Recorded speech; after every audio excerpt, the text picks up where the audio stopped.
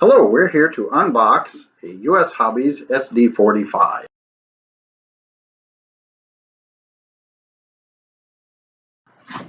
Box itself was not sealed, however, the contents had never been removed from the original box. Inside, we get an assembly list.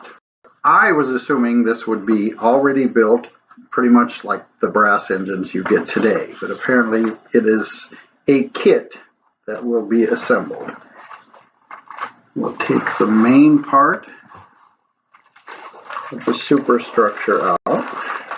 Couldn't find a production date on the box or the instructions, but I'm assuming these were imported in the early 70s. It's never been out of the packing material. You need to find out what shape this thing is in and how well it has withstood the test of time. Screws, wires, things I'm assuming for the headlights. No stickiness in the tape whatsoever.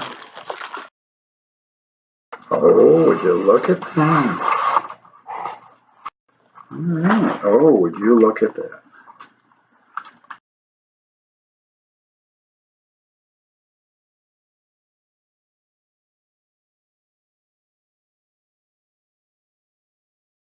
Anyway, it is packed.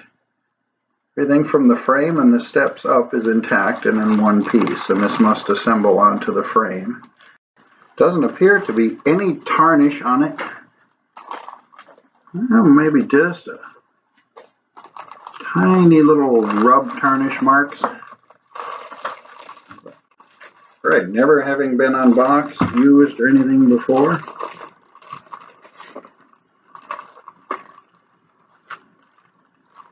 This would be mint shape. This is the first unused brass engine I've ever unboxed.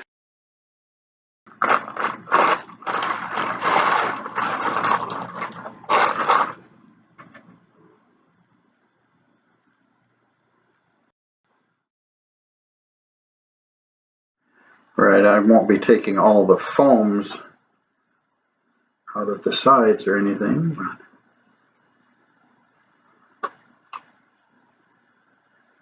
nope, nothing loose.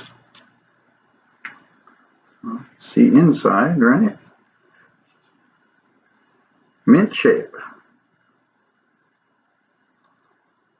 See all the soldering. Apparently everything is held up.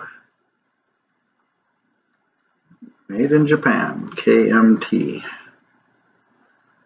Oh, real nice. Pretty good sized locomotive. And then what's left inside the box. Yeah, no foams whatsoever. So we have a piece of wood and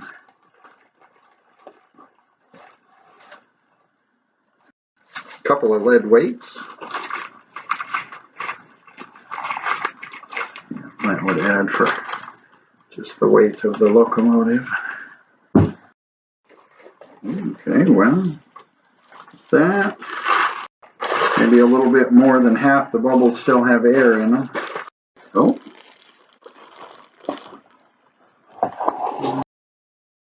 And just a slab of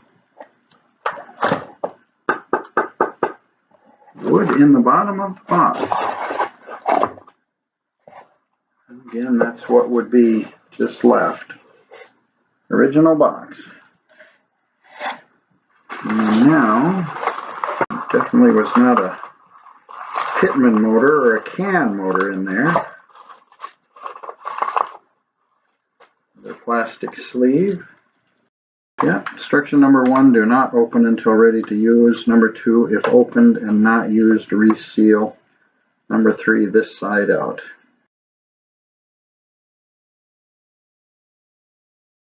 Well, nothing in Japanese that I'm able to.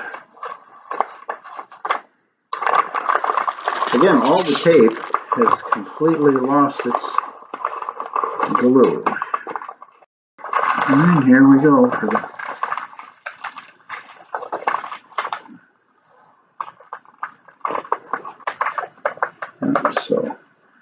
one piece of cardboard underneath the fuel tank. So I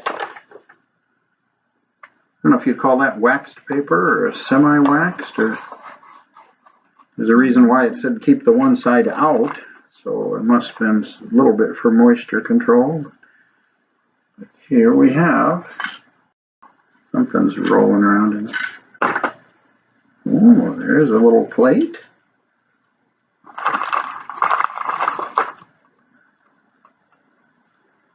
Well, that's the KMT plate, and with the serial number on there. It looks like glue instead of a solder, but it was glued right there. Yep. And then underneath we see the gearboxes, the journals, the shafts. It's a thin plate brass frame, which would be fairly easily bendable. Once you screwed it to the body, that would provide all the strength, basic wiring, and what they call an open motor. So not a lot of room inside there for a cam motor. But there you go, brass, right from the factory, never been used. So we can see the swivel and the shafts. Be impressive to have a test track just to be able to put it on and just see what it would do after all these years of being packaged. And I'm not able to even spin the shafts or anything right with my fingers. It wouldn't be sealed up or anything, but sometimes with an open shaft you can at least spin it around and watch the wheels. So if they were packed with grease, perhaps the grease is hardened or solidified inside the gearboxes there. But this is it. This is your chassis for the SD45. Again, I'm not finding any tarnish at all. No signs of water damage. No, this is a fine locomotive here. Fine locomotive. So I think we'll just reassemble it. But anyway,